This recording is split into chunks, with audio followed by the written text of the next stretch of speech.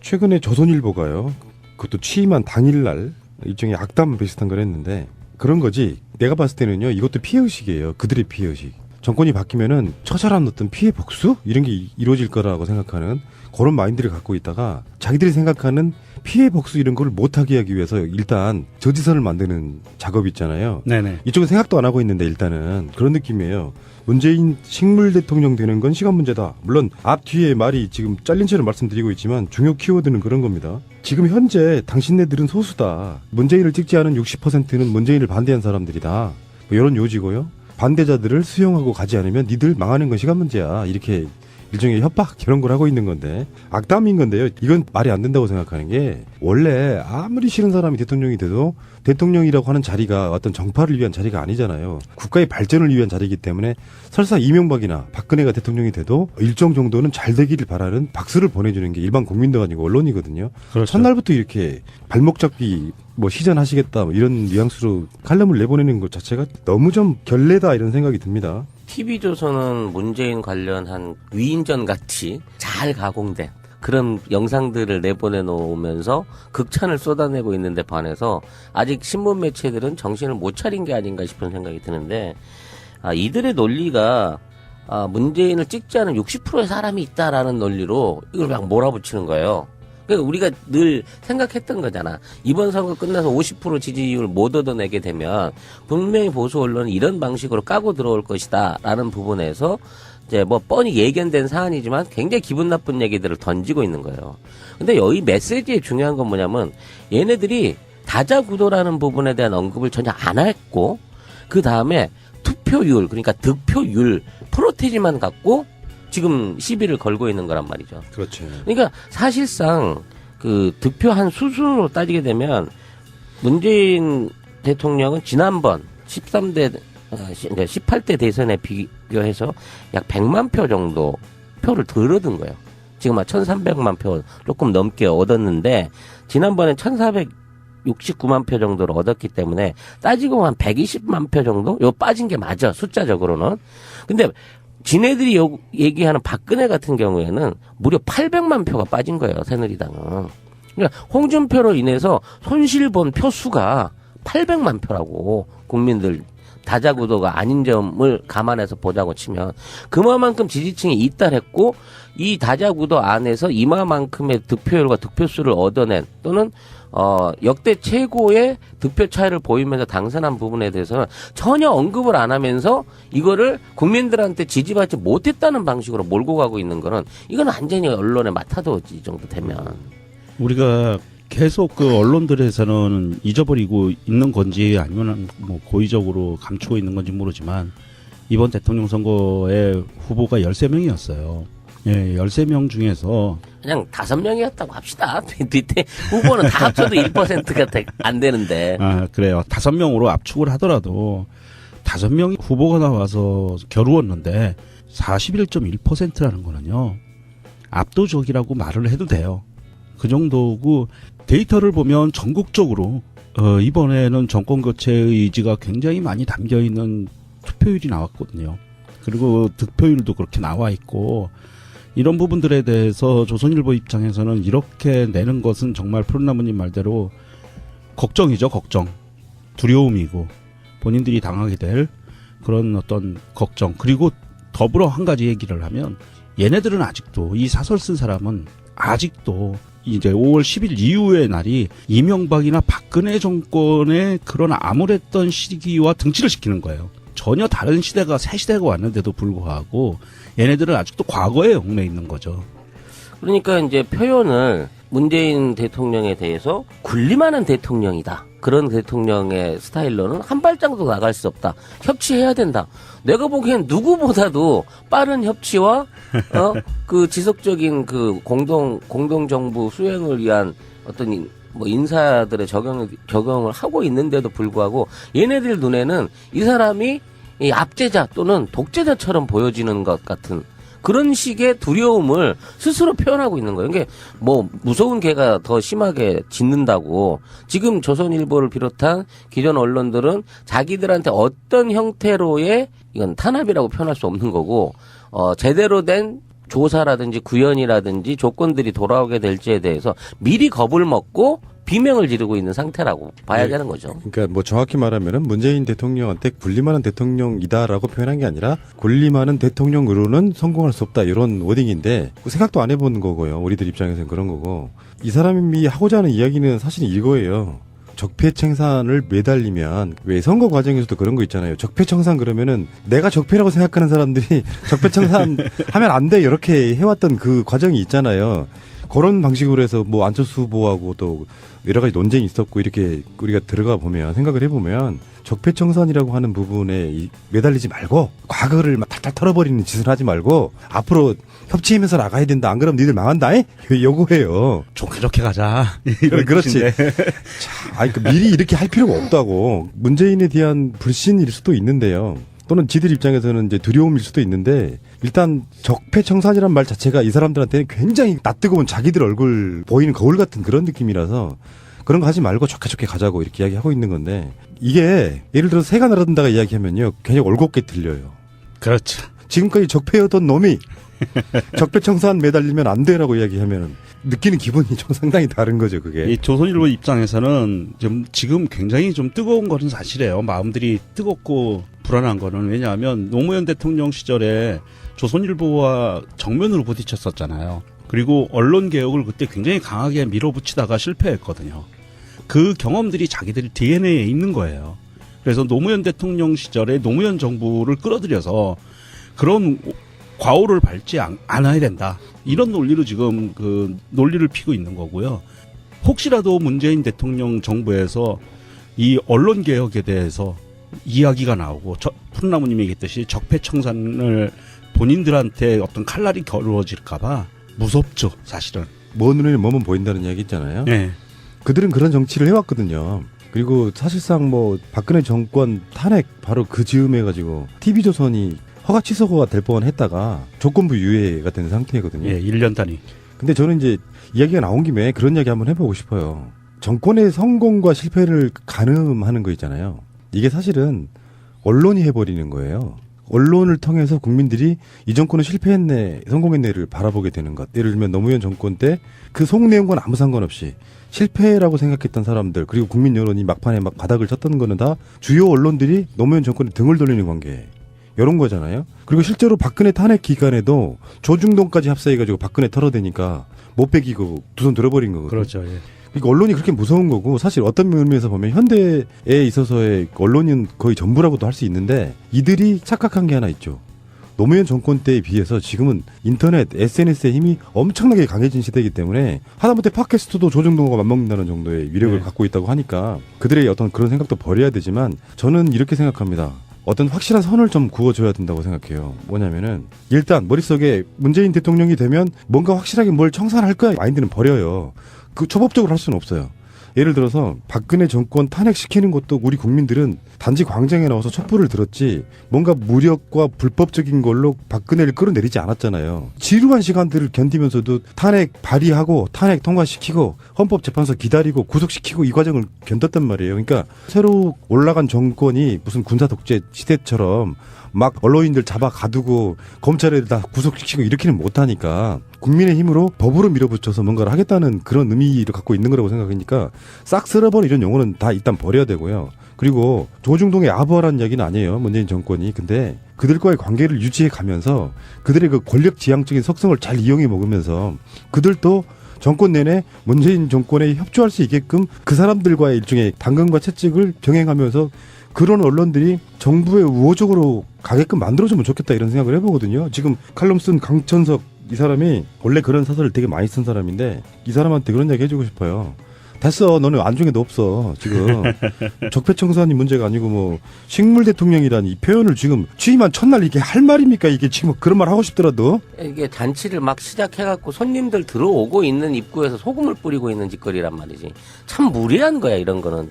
이건 언론이라고 말할 수 있는 게 말할 수 있는 것들이 아닌 것이고 이런 방식으로 이번 정권 내내 일종의 언론으로서 권력 길들이기를 나서겠다라는 자세를 보이는 순간 이게 이제 역으로 국민들한테 역풍을 받아서 조선일보 저거 제대로 한번 혼내야 된다라는 일종의 국민적인 반감을 살 수 있는 여지가 있다는 거예요. 지금 그 군소 언론에 비해서 대규모 조중동이 살아남을 수 있는 우리 그 잘못된 제도들이 있어요. 그러니까 언론 지원금이라는 게 있거든. 그러니까 대한민국에 있는 모든 언론사들한테 정부가 지원금을 주는 제도가 있어요. 근데 이게 뭘로 돼 있냐면 발행 부수 순으로 이걸 나눠주는 거야.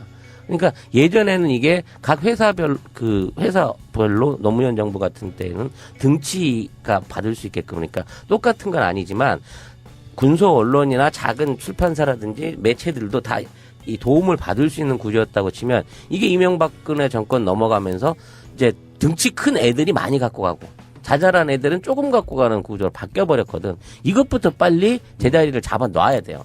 그래서 목줄을 조여야 돼, 이 새끼들은. 그래야 정신 차리고 제대로 된 기사 쓰고 국민들, 독자들 무서운지 안다는 거지. 이건 독자들을 무시한 거야. 얘네들은 지금 틈새 시장에 살아남는 전략을 택하고 있다고 봅니다. 홍준표를 찍는 표들이 그래도 20몇 % 정도 나오는 나라니까요. 그래서 그들에게 이제 그들만의 어떤 까내는 언론으로서의 역할을 한번 해보겠다 이런 느낌도 있고요. 분명히 지금 현재는 조중동이나 종편들도 문재인 대통령을 빨아주지만, 근데 허니문도 없어, 이 새끼는. 근데 그 허니문 기간이 지나면은 어느 순간이 되면 국민적인 관심사가 멀어지고, 근데 저는 이렇게 문재인 대통령의 첫날을 제가 봤을 때는 그런 느낌이었거든요. 그런 방식으로 하지 않겠다. 그러니까 이게 우리들 또 마인드가 바뀌어야 되는 게, 아까 좀 전에도 그런 이야기 드렸지만 급격한 편가르기 딱 해놓고 우리 편만 챙길래, 그게 박근혜가 망한 사실은 지름길 같은 맞습니다. 거거든요. 예, 예. 그래서 그들을 안고 가야겠다, 이런 마인드를 계속 보여주고 있는 거예요, 지금. 그럴 때 지지자분들도 거기에 대한 어떤 마인드를 좀 갖추시고요. 선거 끝났으니까 뭐 홍준표 찍었던 사람, 뭐 누구누구 찍었던 사람들에 대한 적대 감정 말고 내가 문재인이다 이런 생각으로요. 그런 사람들을 문재인 정권이 잘할 때 박수 쳐주게 만드는, 그리고 못할 때는 비판도 해야 됩니다. 정권 재창출을 위해서라도 못하는 부분은 비판을 해야 되겠지만, 뭔가 올곧은 올바른 정보를 갖고 해도 비판을 해도 해야 된다, 이렇게 생각이 들고요. 자, 어쨌든 강천성님 그 첫날부터 기분 나쁘게 그런 거 터뜨리셔가지고요. 축하드립니다. 예. 이 양반이 이거 네. 개표 결과가 100% 나오지 않았을 시점에 이런 칼럼을 써가지고 본인의 그 마음 속에 있는 거를 들켜버렸는데, 앞으로는 아마 안 쓸 거예요. 지금 그 청와대에서 문재인 대통령이 움직이는 행보를 보면 국무총리나 홍보수석 같은 경우에 언론인 출신들이거든요. 그렇기 때문에 아마도 이게 좀 좋은 관계를 유지해 나갈 것 같아요. 조중동과도. 뭐 사소한 것까지 다 시비를 걸고 있는데요. 취임식 때 영부인이 한복을 안 입었다. 그리고 무늬가 들어간 정장계, 단색 정장이 아닌 무늬가 들어간 정장을 입고 손을 흔들고 뭐 따봉 같은 행위를 했다고 해서 막 튀는 행위를 했다라는 식으로 비판적인 오더를 꺼내놓은 거야. 그럼 지금 뭐야, 옛날 박정희 대통령 옆에서는 유경수 여사 코스프레를 하라는 거야. 뭐야. 이런 유의 것까지, 자잘한 것까지 시비를 걸어서 뭐라 그러는 걸 보면 이것들이 아직도 이런 기사가 국민들한테 맥힐 수 있을 거라는 생각을 하고 쓴다는 게 정말 사상이 놀라워요. 그러니까 속마음은 다 싫은 거죠. 네. 자기도 선거에 진 거예요. 근데 이렇게 봐야지. 반대로 한복을 입고 나오면은 보궐선거 개념으로 치러진 대통령 선거고 바로 취임식하고, 그래서 준비할 시간이 없어서 약소하게 간단하게 했잖아요. 한복 입고 나오면 뭐라고 그러냐면은 지금 때가 어느 때인데 지금 이 비상시기에 한복 입고 이렇게 치장하고 나오냐, 이렇게 이야기할 사람들이니까. 그러니까 보통 한복을 새로 맞추면 맞추는 기간이 아무리 빨라도 한 일주일 정도 이렇게 걸리거든요. 그러면은 또 그럴 거예요. 이런 엄중한 시기에 미리 대통령 될 줄 알고 준비 다 해놓고 한복을 맞춰놨다. 근데 웃기는 거는 그 조선일보나 중앙일보 그 사설 그 하고 같이 맞닿아 있는 전면에 재벌들이 취임 축하 광고들을 내는 거야. 재벌.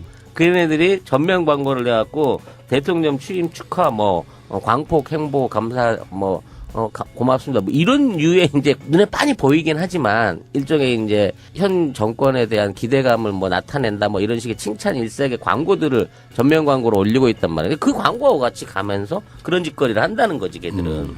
그 기업들 광고는 뭐 정권이 바뀌거나 그러면 대통령 선거가 끝나면 의례적으로도 다들 하는 거기 때문에, 그동안 해왔기 때문에 큰 의미는 없는데, 어쨌든 그 조중동을 비롯한 그 문재인 대통령을 씹으려는 분들은 좀 자중해 주세요. 씹을 거리가 이제 없어졌어요. 별로 없고, 앞으로 행동을 보면 청와대의 움직임이나 정부의 움직임을 보면 당신들도 칭찬할 수밖에 없는 그런 상황이 벌어질 겁니다. 문재인 대통령에 대한 비판은 있을 수 있어요. 비판 없는 사회가 정상적인 사회입니까? 근데 워낙에 악의적으로 해왔던 것이 비판이기 때문에 그냥 쓰레기처럼 보이는 뭐 그런 효과가 있다고 보고요. 그래서 평상시에 행동이 중요해요. 칭찬할 건 칭찬하고 비판할 건 비판하고 했던 사람들은 그게 언론이고요.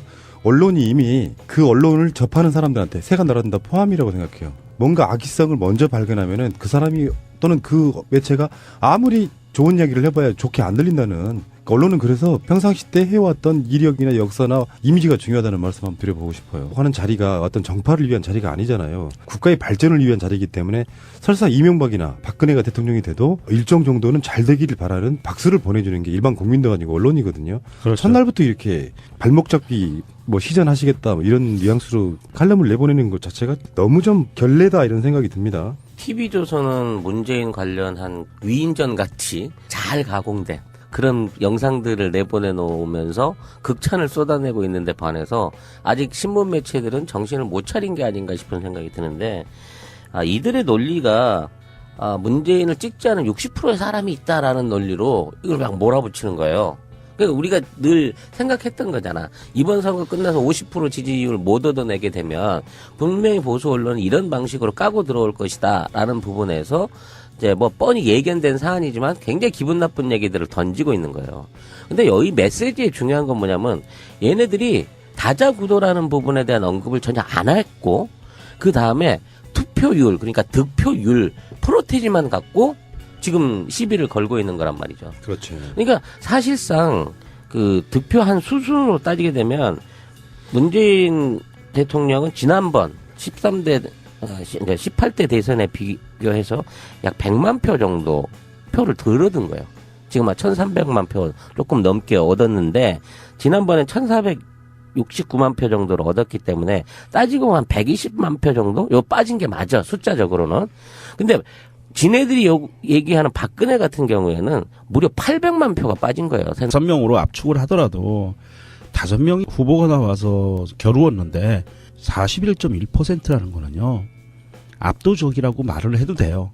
그 정도고 데이터를 보면 전국적으로 이번에는 정권 교체의 의지가 굉장히 많이 담겨 있는 투표율이 나왔거든요. 그리고 득표율도 그렇게 나와 있고 이런 부분들에 대해서 조선일보 입장에서는 이렇게 내는 것은 정말 푸른나무님 말대로 걱정이죠. 걱정.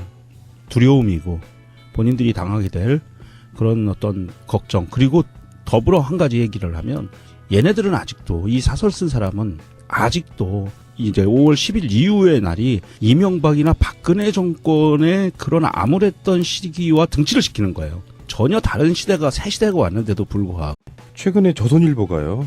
그것도 취임한 당일날 일종의 악담 비슷한 걸 했는데 그런 거지. 내가 봤을 때는요. 이것도 피해의식이에요. 그들의 피해의식. 정권이 바뀌면은 처절한 어떤 피해 복수? 이런 게 이루어질 거라고 생각하는 그런 마인드를 갖고 있다가 자기들이 생각하는 피해 복수 이런 걸 못하게 하기 위해서 일단 저지선을 만드는 작업이 있잖아요. 네네. 이쪽은 생각도 안 하고 있는데 일단은 그런 느낌이에요.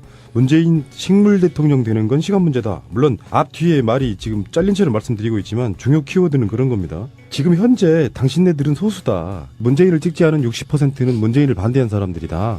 뭐 이런 요지고요. 반대자들을 수용하고 가지 않으면 니들 망하는 건 시간 문제야. 이렇게 일종의 협박 이런 걸 하고 있는 건데 악담인 건데요. 이건 말이 안 된다고 생각하는 게 원래 아무리 싫은 사람이 대통령이 돼도 대통령이라고 그러니까 홍준표로 인해서 손실본 표수가 800만 표라고 국민들 다자구도가 아닌 점을 감안해서 보자고 치면 그만큼 지지층이 이탈했고 이 다자구도 안에서 이만큼의 득표율과 득표수를 얻어낸 또는 역대 최고의 득표 차이를 보이면서 당선한 부분에 대해서는 전혀 언급을 안 하면서 이거를 국민들한테 지지받지 못했다는 방식으로 몰고 가고 있는 거는 이건 완전히 언론의 마타도지 정도 되면 우리가 계속 그 언론들에서는 잊어버리고 있는 건지 아니면 뭐 고의적으로 감추고 있는 건지 모르지만 이번 대통령 선거의 후보가 13명이었어요.